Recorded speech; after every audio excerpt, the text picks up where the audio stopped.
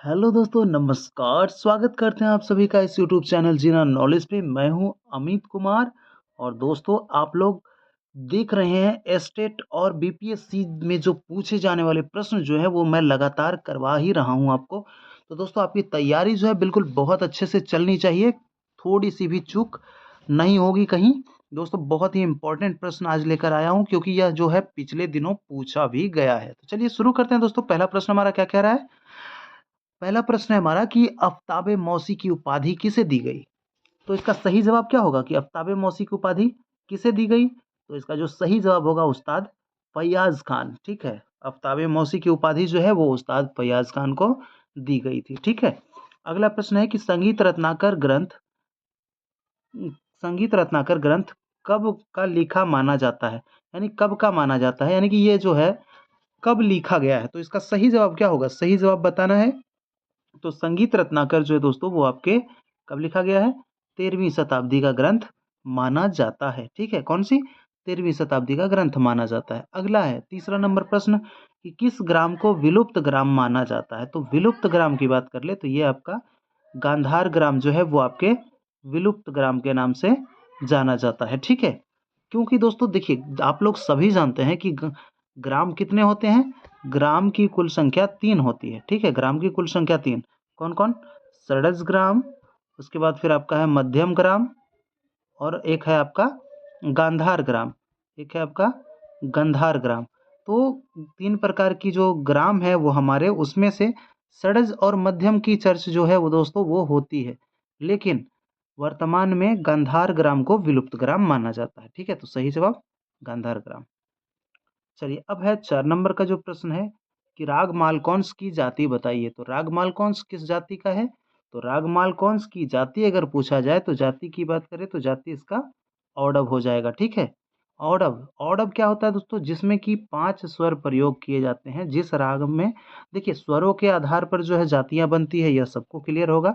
और जो है जिस राग में 5 स्वर लगते हैं वो औडव जाति का राग हो जाता है। ठीक है, औडव जाति का राग हो जाता है। तो सही जवाब इसका क्या आप देखें? औडव, राग मालकौंस की जाति। अब जो हमारा अगला प्रश्न है 5वां नंबर का कि राग भैरव में कौन सा स्वर कोमल लगता है? तो भैरव में कौन सा कोमल होता है? क्योंकि आपको जानते हैं कि भैरव में आपके जो एक है रे है और एक है आपका ध, उसके बाद फिर रे और ध जो है वो कोमल स्वर प्रयोग होते हैं। ठीक है, तो रे ध भैरव में कोमल होता है। तो सही जवाब कहाँ है? पे रे ध कहाँ है? यहाँ है सही जवाब, रे और ध। अगला प्रश्न है कि संगीत पारिजात की रचना है। संगीत पारिजात किनकी रचना है? तो सही जवाब क्या हो जाएगा? किनकी रचना है? संगीत पारिजात की रचना किनके द्वारा की गई? तो संगीत पारिजात जो है आपके वो अहोबल जी के द्वारा किया गया है, पंडित अहोबल। ठीक है, इसका सही जवाब पंडित अहोबल। उसके बाद फिर आप देख रहे होंगे यहाँ पे कि आपका ये सारंगदेव है। तो सारंगदेव ने क्या किया है? सारंगदेव ने संगीत रत्नाकर की रचना की है। और एक आप सुने होंगे भरत भाष्य, तो उसके नान्यदेव। और एक सुने हैं आप कि चतुर्दंडी प्रकाशिका, वो आपके वेंकट मुखी। तो इस तरह से चारों हम लोग जान लिए। ठीक है, तो इस तरह से हम लोग को क्लियर हो गया। अब अगला प्रश्न है 7 नंबर का है कि संगीत रत्नाकर को अन्य किस नाम से जानते हैं? सबसे पहले बात करें कि संगीत रत्नाकर के लेखक कौन है। तो संगीत रत्नाकर अभी बताएं आपको कि सारंगदेव।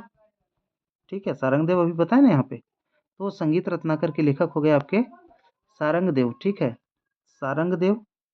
और इसको किस ग्रंथ के नाम से जाना जाता है? तो इसमें अध्याय की बात करें, अध्याय कितने हैं? तो अध्याय इसमें 7 है। ठीक है, तो 7 अध्याय होने के कारण ही इसको क्या कहा जाता है? इसको सप्ताध्यायी ग्रंथ कहा जाता है। ठीक है, चलिए अब धमार ताल की बात करते हैं। अगला प्रश्न है कि धमार ताल में कितनी मात्रा होती है? तो धमार में 14 मात्रा होती है। और धमार ताल में जो है आपके होरी गाई जाती है, होरी। और धमार तो धमार ताल में ही गाया जाता है, लेकिन होरी भी धमार ताल में गाया जाता है। ठीक है, 15 मात्रा की जो ये ताल यहाँ पे आप देख रहे हैं, 15 मात्रा की ताल जो है ये आपके, ये सॉरी, 15 मात्रा की ताल, ये कौन सा होता है? ये पंचम सवारी ताल का मात्रा होता है कितना? 15। और झप ताल की बात करें तो 10 मात्रा के ताल होते हैं। और 3 ताल की बात करें तो ये 16 मात्रा का ताल होता है। और पंजाबी ताल भी, यानी कि जैसे कि पंजाबी टप्पा, तो ये सब क्या होते हैं? 16 मात्रा के ताल होते हैं। अगला है कि झप ताल खाली स्थान मात्रा का ताल है। तो झप ताल कितने मात्रा का ताल है? तो सही जवाब इसका बताना है कि झप ताल जो है वो कितने मात्रा का ताल है। तो झप ताल में 10 मात्रा होता है, अभी जैसा कि मैंने बताया। ठीक है, झप ताल में कितने मात्रा, यहाँ पे आप इसको यहाँ पे क्या करेंगे, यहाँ पे अगर आप 10 भर देंगे तो ये हमारा कथन पूरा हो जाएगा। ठीक है, 10 मात्रा का ताल। चलिए अब 10 नंबर देखते हैं कि प्रत्येक ग्राम से कितनी मूर्छना बनती है। तो प्रत्येक ग्राम से कितनी मूर्छना बनती है? मूर्छनाओं की कुल संख्या कितनी है? 21। ग्राम हमारे कितने माने गए हैं? 7। और हम जानते हैं कि प्रत्येक ग्राम से क्या है? 7 मूर्छनाएं बनती है। ग्राम है हमारे 3, तो 7 जब प्रत्येक ग्राम से बनते हैं तो 3 ग्राम में कितने हो जाते हैं? टोटल 21 मूर्छना। तो यही चीज़ है। ठीक है, तो सही जवाब इसका क्या हो जाएगा? 7।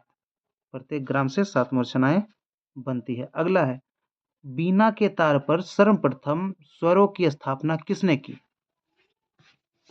तो बीना के तार पर सर्वप्रथम स्वरों की स्थापना जो दोस्तों आप देखेंगे कि आपको सलील भट्ट मिलेगा। क्या मिलेगा? सलील भट्ट। बीना के तार पर स्वरों की स्थापना किसने की?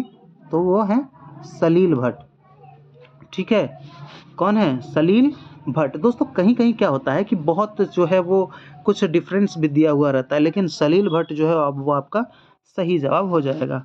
वैसे आप देख लेंगे कहीं और कुछ है दिया हुआ तो। 12 नंबर प्रश्न है कि किसी स्वर को गाते या बजाते समय उसके आगे या पीछे जो स्वर स्पर्श करते हैं उसे, तो उसे जो है उसे क्या कहते हैं? तो उसे जो है उसे क्या कहते हैं? उसको कर्ण कहते हैं। मान लीजिए कि आप सा को बजा रहे हैं और ये पीछे का स्वर स्पर्श कर रहे हैं और एक आगे का स्वर स्पर्श कर रहे हैं, तो ये दोनों जो होगा ना, ये दोनों ये कर्ण हो जाएगा। यही चीज़ ये पूछ रहा है। ठीक है, तो हो गया आपका कर्ण। चलिए अब आगे है कि कुल रागों की संख्या कितनी है? सॉरी, कुल ग्रामों की संख्या, यानी ग्राम की बात हो रही है ना। कुल ग्राम अभी जैसा कि मैंने बताया कि कुल कितने हैं? 3 ग्राम हैं। षडज ग्राम, मध्यम ग्राम और गांधार ग्राम। ठीक है, 3 ग्राम होते हैं जैसा कि जानते हैं सब लोग। तो यहाँ चलिए इसका आंसर क्या होगा? इसका आंसर देना है फटाफट। कुल ग्राम कितनी है? तो 3 है। चलिए अगला है कि स्वर्गवासी ग्राम किसको कहते हैं? यानी स्वर्गवासी। तो देखिए सब लोग जानते हैं कि षडज ग्राम, मध्यम ग्राम और गांधार ग्राम यहाँ पे लिखा हुआ है। ठीक है, मैं इसी पे आपको बता देता हूँ। देखिए गांधार ग्राम, षडज ग्राम और मध्यम ग्राम, ये 3 गो क्या होते थे? 3 ग्राम होते थे। और 3 ग्राम में अभी वर्तमान में षडज ग्राम और मध्यम ग्राम की चर्च होती है, लेकिन गांधार ग्राम हमारा क्या है? विलुप्त ग्राम माना जाता है। तो सही जवाब क्या हो जाएगा? गांधार ग्राम। ठीक है, चलिए अगला, षडज ग्राम में सा किस श्रुति पर है? सा की श्रुति बताना है कि किस श्रुति पर है। किस में? षडज ग्राम में है। तो वो फॉर्मूला अगर आपको याद होगा कि चतुष चतुष चतुश्चैव षडज मध्यम पंचमा द्वय द्वय ऋषभ गंधार ते त्रि ऋषभ धैवतो। तो यह फॉर्मूला अगर आपको याद होगा तो आप बिल्कुल आसानी से ये जो है क्लियर कर लेंगे। तो देखिए वैसे आपको इसमें जो है समझने वाली बात है, मैं उधर जो वीडियो बनाया था उसमें सब श्रुतियों के बारे में भी बारी बारी से सब कुछ समझा दिया था, लेकिन यहाँ पे चलिए बताते हैं। तो षडज ग्राम, षडज ग्राम में ये जो कहाँ गया प्रश्न, ही ऊपर चल गया भाई। नहीं, षडज ग्राम में सा किस श्रुति पर है? तो षडज ग्राम में प्रश्न कैसे कैसे कहा जा रहा है, तो किस श्रुति पे है? तो यहाँ पे आपको देखना है चौथी श्रुति पे है। ठीक है, देखिए जो आप 22 श्रुतियां मानी गई है संगीत में, 3 4 5 6 7 8 9 10, थोड़ा सा बता देते हैं। देखिए चतुष चतुष चतुश्चैव षडज मध्यम पंचमा, यानी षडज ग्राम का वो फॉर्मूला याद होगा, 4 3 2 4 4 3 2, ये फॉर्मूला है ना। यही चीज वो उसमें कहा गया। तो 4, तो 1 2 3 4, 4 पे क्या सा आ जाता है, 3 उसके बाद फिर तो 1 2 3, 3 आया 7 पे, तो 7 पे रे। तो इस तरह से सारा हम लोग सेट करते हैं। तो वही पूछा जा रहा है, यही चीज पूछा जा रहा है कि षडज ग्राम में सा किस श्रुति पर है? तो चौथी श्रुति इसका आंसर है। ठीक है, 16 नंबर, षडज ग्राम की एक श्रुति को उतारने पर कौन सा ग्राम बनता है? तो षडज ग्राम की एक श्रुति जब हम उतार देंगे, षडज ग्राम में एक श्रुति जब हम नीचे करेंगे तो वो आपका षडज से क्या बन जाता है? षडज से बन जाता है वो मध्यम ग्राम। कौन सा ग्राम? एक श्रुति उतारने पे मध्यम ग्राम बन जाता है। तो सही जवाब याद रखिएगा, मध्यम ग्राम। अगला है 17 नंबर कि मध्यम ग्राम में पंचम किस श्रुति पर है। आपका प जो है वो किस श्रुति पे है मध्यम ग्राम में।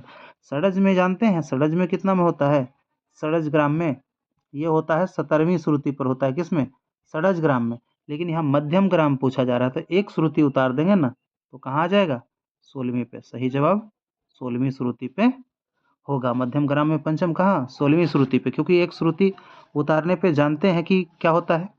ओ कहाँ कहाँ चला जाता है। चलिए ठीक है, तो 16वीं श्रुति पे आ गए। अब 18वां है, निश्चित श्रुतियों के अंतर पर स्थापित 7 स्वर समूह को क्या कहते हैं। निश्चित श्रुतियों के अंतर पर स्थापित 7 स्वर समूह को क्या कहते हैं। तो 7 स्वर समूह को कहते हैं हम लोग, क्या कहते हैं उसको, कहते हैं ग्राम। क्या कहा जाता है उसको, ग्राम कहते हैं। ठीक है, अगला प्रश्न है, मूर्छना किस धातु से बना है। तो मूर्छना स्पष्ट है कि किस धातु से होगा, तो मूर्छना मूर्छ धातु से बना है। ठीक है, मूर्छ से मूर्छना। मूर्छना के कितने प्रकार माने गए हैं। देखिए मूर्छना के प्रकार की बात करें तो मूर्छना के 4 प्रकार माने गए हैं। ठीक है, तो क्लियर है, मूर्छना के कितने प्रकार माने गए हैं, तो मूर्छना के 4 प्रकार माने गए हैं। ठीक है, तो मूर्छना के 4 प्रकार जो आपके माने गए हैं वो उसमें क्या आपको पता है कि कौन कौन सा, तो नाम नोट कीजिए आप लोग, अगर नहीं जानते हैं तो नोट कर लीजिए। एक होता है आपका शुद्धा, ठीक है शुद्धा। उसके बाद फिर होता है अंतर संहिता, अंतर संहिता।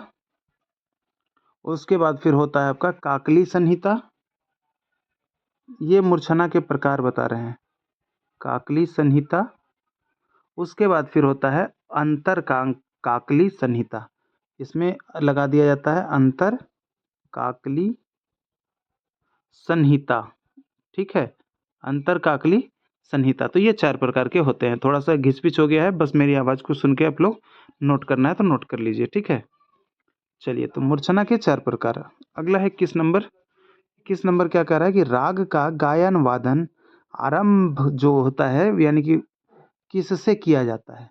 राग का गायन वादन किससे प्रारंभ किया जाता है। तो राग का जो गायन है और वादन है वो आपके किससे प्रारंभ किया जाता है, तो आपके आलाप से प्रारंभ किया जाता है। यानी गायन वादन के जो पूर्व होता है क्या किया जाता है, आलाप किया जाता है। उसके बाद फिर जैसे आकार में, उसके बाद फिर आगे जो है गायन प्रारंभ होता है। ठीक है, अगला प्रश्न है 22 नंबर, उस्ताद फैयाज खां का जन्म कब माना जाता है। यानी कि उनका जन्म कब माना जाता है, कब हुआ था उस्ताद फैयाज खां। जैसा कि हमने आपको पहले ही प्रश्न में बताया कि इनको आफ्ताबे मौसी की उपाधि दी गई है। और चलिए फटाफट मुझे कमेंट कीजिए, क्या प्रेम पिया भी आफ्ताबे मौसी को ही कहा जाता है। यह जो है सवाल, सरल सवाल आपके लिए है, क्वेश्चन मार्क लगा देता हूँ। चलिए फटाफट मुझे कमेंट कीजिए कि क्या प्रेम पिया आफ्ताबे मौसी को ही कहा जाता है। फटाफट मुझे जवाब चाहिए। ठीक है, फटाफट आप लोग कमेंट कीजिए। तो इनका जन्म कब हुआ, जन्म आपका कब माना जाता है, 1886 ईस्वी में। ठीक है, कब, 1886 ईस्वी में। चलिए अगला प्रश्न है कि राग बहार किस अंग का राग है। तो राग बहार की बात हो रही है, किस अंग का राग है, तो ये आपके उत्तरांग प्रधान राग है। कैसा राग है, उत्तरांग प्रधान राग है। ठीक है, ये उत्तरांगवादी राग है, उत्तरांग प्रधान। इसकी बात कर लेते हैं कि राग बहार किस अंग का है। तो अंग का है तो राग प्रधान, तो आइए आप उत्तरांग प्रधान आप जान गए। लेकिन अगर पूछे कि इसका वादी क्या होता है और संवादी क्या होता है, ठीक है, तो यहाँ पे दोस्तों वादी जो होता है इसका म होता है और संवादी क्या होता है, सा होता है। ठीक है, क्लियर है। चलिए अगला प्रश्न है कि राग देसी का वादी स्वर बताएं। अब देसी में पूछा जा रहा है, 24 नंबर का प्रश्न है कि राग देसी का वादी स्वर बताएं। तो देसी में वादी क्या हो जाता है, देश में क्या चलता है, तो देश में जो, तो राग देसी में क्या हो गया, राग देसी में क्या होगा, इसका जो होगा आपका राग देसी में जो वादी स्वर पूछा जा रहा है। और साथ में दोस्तों एक चीज़ और करना है, संवादी भी बताना है। तो चलिए फटाफट कमेंट कीजिए आप लोग कि वादी और संवादी क्या होगा। तो देखिए यहाँ पे आप लोग को क्या दिख रहा होगा, बहुत सारे जो है बच्चे वो क्या करते हैं, जैसे मैंने देखा है कि राग देसी जैसे ही आता है तो देसी में वो क्या करते हैं, नी लगा देते हैं। बहुत सारे बच्चों को मैंने देखा है कि वो नी लगा के रखे थे जब, लेकिन दिक्कत क्या है यहाँ पे, ये गलत है, बिल्कुल गलत है, नी नहीं होता है इसका। राग देसी का वादी स्वर की बात करें तो वो क्या होता है, वादी स्वर प होता है, ठीक है।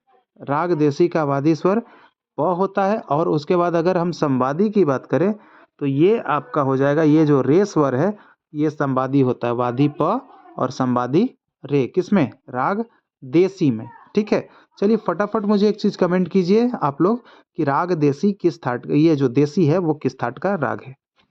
चलिए फटाफट कमेंट कीजिए कि राग देसी किस थाट का राग है। क्लियर। चलिए अब देखते हैं अगला प्रश्न 25 नंबर की, पाश्चात्य संगीत में विलंबित लय को क्या कहा जाता है। तो पाश्चात्य संगीत में जो विलंबित होता है, देखिए वीवो के बारे में क्या जानते हैं, वीवो तो आप लोग जानते होंगे कि ये द्रुत हो जाता है, लेकिन इसमें जो कहा जाता है विलंबित के लिए, इसको कहा जाता है अदांता। क्या कहा जाता है, अदांता, ADANTA, अदांता।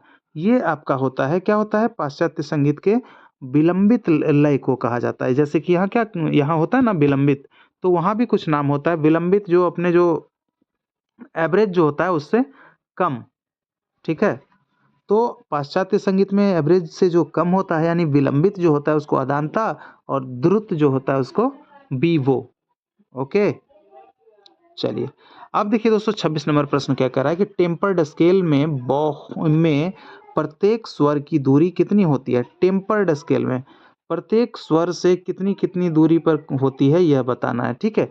तो सबसे पहले बता दें कि टेम्पर्ड स्केल में स्वर की दूरी को मापने का जो मात्रक जो होता है वो होता है, क्या होता है, वो होता है आपका सेवर्ट, ठीक है। वो सेवर्ट में मापा जाता है। तो पूछा जा रहा है कि कितने सेवर्ट पे होता है। तो सही जवाब क्या हो जाएगा, टेम्पर्ड स्केल में प्रत्येक स्वर की जो दूरी होती है दोस्तों वो 25 सेवर्ट दूरी होती है। कितने, 25 सेवर्ट की दूरी पर होती है, ठीक है। अगला है कि ग्रेट स्टाफ स्वर लिपि कितने लाइन में होते हैं। तो लाइन की बात कर ले, ग्रेट स्वर जो स्वर लिपि है उसमें लाइन जो होते हैं इस तरह से क्या होता है, इस तरह से इधर होते हैं 5 इधर 5 इधर, और बीच में जो होता है एक बड़ा होता है और 5 इधर होते हैं।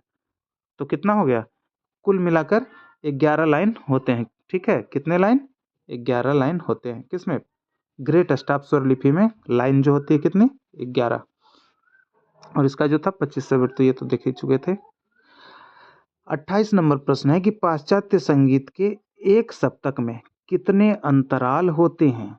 एक सप्तक की बात पूछी जा रही है जी। एक सप्तक में कितने अंतराल होते हैं, ठीक है। तो अंतराल के बारे में हमको बताना है कि इसमें कितने अंतराल होते हैं। तो सही जवाब क्या हो जाएगा, 3 अंतराल।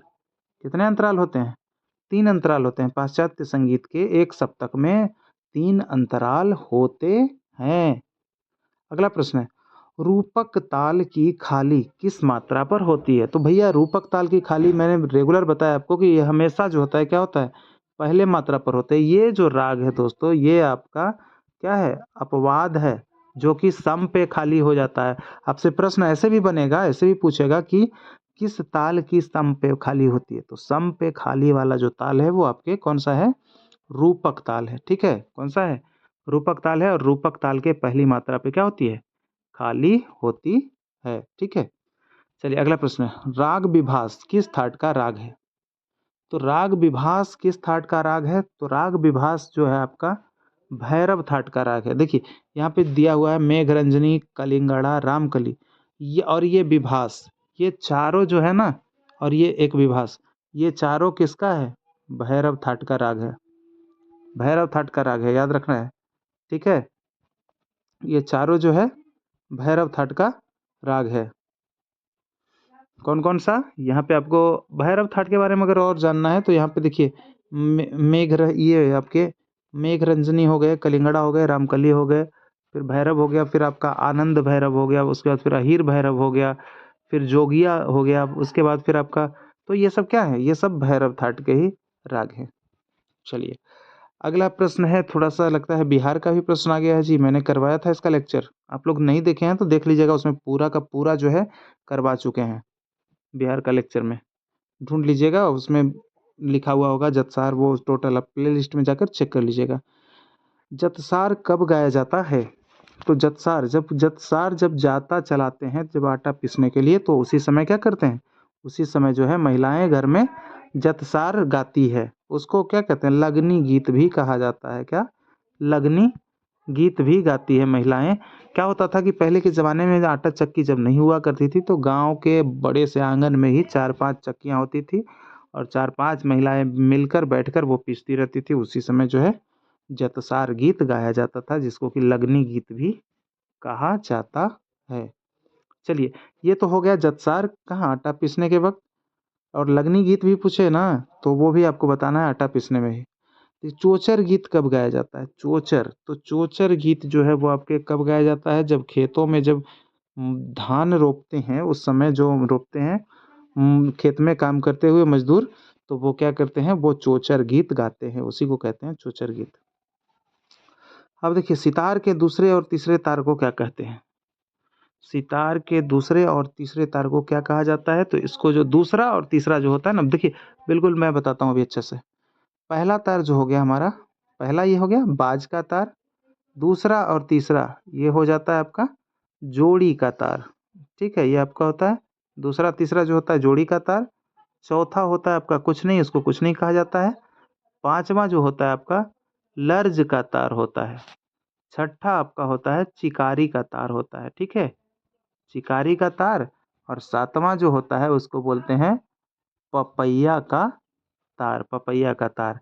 देखिए, अब मिलाने की बात करें तो मिलाया किससे जाता है, नोट कीजिएगा, अगर आप लोग अच्छे से नोट करेंगे तो नोट कीजिएगा। ठीक है, तो इसको पहले तार को मिलाते हैं, जो बाज का जो तार होता है, ये बाज का तार पहला तार, इसको मंद्र मध्यम से मिलाया जाता है।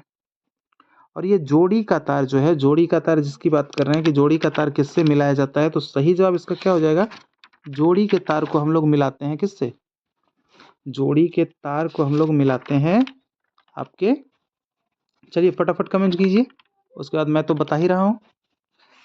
तो जोड़ी का तार को किससे मिलाया जाता है, तो उसको मिलाया जाता है आपको मंद्र षडज से।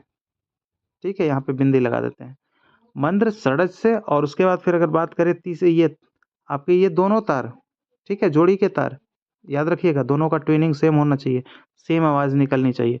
और ये चौथा जो आपका ये चार जैसा दिख रहा है ना, इसको प बना दीजिए, मंद्र मंद्र पंचम से इसको मिलाया जाता है। ठीक है, मंद्र पंचम से। और पांचवा जो तार दिख रहा है ये आपके अति मंद्र पंचम से पांचवा तार, यानी कि यहाँ पे आपको इस तरह से डबल डबल लगा हुआ दिखेगा। कैसे देते हैं, दो बिंदी देते हैं ना, अति मंद्र पंचम। और ये आपका पांचवा हो गया। और ये आपका छठा जो तार है, छठे तार को षडज से मिलाया जाता है और सातवें तार को तार सा से मिलाया जाता है। तो क्लियर, बहुत घींच पिच हो गया होगा, बस मेरी आवाज़ पे आप लोग ध्यान दीजिए, क्योंकि बहुत ज़्यादा एक्स्ट्रा इसमें डीपली बता ही दिया हूँ, तो दोस्तों होगा ही थोड़ा सा। ठीक है, देखिए अब बात कर लेते हैं इसमें, और भी बात कर लेते हैं, थोड़ा सा इसको कट करके बात करते हैं। 1 2 3 4 5 6 और 7। देखिए, ये जो होता है आपका किसका होता है, स्टील का होता है, जिसको कि बाज का तार जो होता है वो स्टील का होता है। और ये दूसरा तीसरा जो है जोड़ी का तार होता है, ये क्या होता है, पीतल, पीतल का तार होता है। जोड़ी का तार जो होता है पीतल का तार। और ये आपका इसमें जो होता है 4 नंबर, ये आपके स्टील का तार हो गया। और ये फिर पांचवा नंबर का तार, यानी 2 और 3 कितना हो गया, 5। तो पांचवा नंबर का तार भी क्या होता है, पीतल का। पांचवा नंबर तार पीतल का, बाकी सब जो तार होता है सारे के सारे स्टील का। ये आपका क्या हो गया, चिकारी का तार हो गया, पपैया का तार हो गया, पांचवा आपका लर्ज का तार हो गया, इसको कुछ नहीं बोलते हैं। दूसरा तीसरा को क्या कहते हैं, किसका तार कहते हैं, जोड़ी का तार हो गया। पहला को बाज का तार बोलते हैं, बाज का तार हो गया। तो लगभग सब कुछ हम सितार वाला बता दिए। ठीक है, चलिए, तो क्या कहते हैं सितार के दूसरे और तीसरे तार को क्या कहते हैं, बता दिए अभी। इसमें हम क्या करें, बता देते हैं, इसका जोड़ी का तार बोलते हैं, दूसरे और तीसरे तार को जोड़ी का तार। और ये आपका चिकारी जो हो गया, चिकारी जो हो गया वो छठे तार को बोलते हैं, ये किसका होता है, स्टील का होता है। लर्ज का तार पांचवें तार को बोलते हैं, ये होता है पीतल का होता है। और बड़े का तार ये कुछ नहीं होता है। ठीक है, ये ऐसे ही है। चलिए, अगला प्रश्न है कि मिथिला की बेटी की विदाई पर कौन सा गीत गाया जाता है। चोचर जो हो गया था, धान रोपने सब लगा देते हैं, आटा पीसने, भैरव। मिथिला में बेटी की विदाई पर कौन सा गीत गाया जाता है, तो सही जवाब क्या होगा, सही जवाब हो जाएगा समदाउनी। मिथिला में बेटी विदाई के गीत पर क्या गाया जाता है? समदाउनी गाया जाता है। जब बेटी की विदाई होती है उस समय। कजरी क्या है? कजरी जो है ये ऋतु गीत के अंतर्गत आता है, जो कि बिहार और उत्तर प्रदेश में प्रचलित है, और सबसे ज़्यादा मिर्जापुर की कजरी जो है प्रचलित मानी जाती है। देखिए बारहमासा गीत है, यह जो है आपके 12 मास गाया जाता है। इसकी बारहमासा की प्रारंभ दोस्तों मैंने एक कम्युनिटी पोस्ट किया था, उसमें आप लोग देखे होंगे। मैंने आप लोगों को सवाल किया था तो बहुत सारे लोगों ने गलत उसका जवाब दिया था, ठीक है। बारहमासा प्रारंभ कब से होता है? तो ये आषाढ़ के जब प्रथम बार पानी गिरता है, पर पहली वर्षा जो होती है, आषाढ़ की पहली वर्षा, उसके साथ ये बारहमासा गीत जो है स्टार्ट हो जाता है। और समाप्त कब होता है? तो बारहमासा समाप्त होता है जेठ की जो लास्ट वाली तपती दोपहरी होती है जेठ मास की, तो वहाँ से बारहमासा समाप्त हो जाता है। बात रहेगी समा चकेवा। यह जो है कार्तिक मास में मनाया जाता है, और यह भाई बहन का त्योहार होता है। समा चकेवा भाई बहन का त्योहार होता है, ठीक है। और इसमें क्या होता है कि जब छठ जब मनाया जाता है कार्तिक मास में, तो छठ के कुछ ही दिन बाद जो है वो समा चकेवा जो है किया जाता है। यह जो है भाई बहन का त्योहार माना जाता है। चलिए अब देखते हैं जो लास्ट प्रश्न है कि बिरहा गीत किनके द्वारा गाया जाता है? तो बिरहा जो है ये किनके? अहीर के द्वारा गाया जाता है। अहीर जाति के लोग बिरहा गाते हैं, जिसमें क्या है, ये वीरता की गाथा गाते हैं। किसमें? बिरहा में। अहीर जो गाते हैं वो वीरता की गाथा गाते हैं। किसमें? वीरता में, ठीक है। उसके बाद फिर ये आपका हो गया व्यवसाय के लिए व्यवसायी गीत गाते हैं वो सब, तो वो सब चीज़ें अलग। तो चलिए फटाफट मुझे कमेंट कीजिए कि सेशन आपको आज का कैसा लगा, और आप लोग इसमें से कितना प्रश्न जो है कर पाए हैं, कितना में कितना आपका सही हुआ। फटाफट मुझे कमेंट कीजिए। और बाकी इसका पीडीएफ जो है आपके टेलीग्राम पे पहुंच जाएगा। अगर टेलीग्राम नहीं ज्वाइन किए हैं तो टेलीग्राम ज्वाइन कर लीजिए। जीना नॉलेज, जीना नॉलेज सेम नाम से वहाँ भी सर्च कीजिए टेलीग्राम पे और ज्वाइन कर लीजिए। इसका पीडीएफ जो है वहीं मिल जाएगा। अच्छे से पढ़िए और पीडीएफ वहाँ कीजिए, फिर यहाँ चेक कीजिए, ठीक है। अपने आप को देख पाएंगे। तो मिलते हैं अगले सेशन में, जब तक के लिए इजाज़त चाहते हैं। जय हिंद, जय भारत।